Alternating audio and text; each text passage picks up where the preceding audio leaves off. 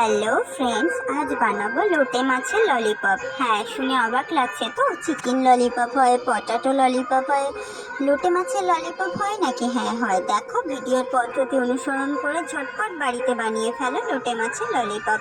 এতে লোটে মাছটাকে টুকরো টুকরো করে কেটে নিয়ে তাতে রসুন কুচি, আদা কুচি, তারপরে তোমার কাঁচা লঙ্কা কুচি, ধনে পাতা কুচি যদি প্রয়োজন হয়, তার সঙ্গে একটু লবণ গুঁড়ো, হলুদ গুঁড়ো আর একটু মশলা গুঁড়ো ভালো করে মিশিয়ে দিয়ে, পারলে একটু পাতিলেবুর রস দিতে পারো, তাতে গন্ধটা থাকবে না।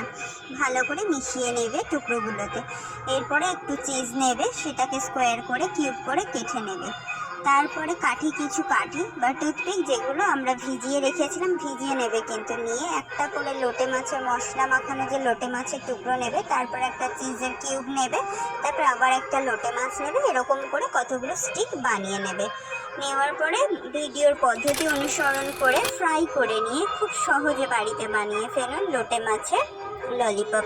আর বাইরে একটু সাউন্ড হচ্ছে, মাইক বাজছে, পাশে একটু পুজো হচ্ছে, সেটাকে তোমরা অ্যাভয়েড করো। টাটা, বাই, ভালো থেকো, থ্যাংক ইউ।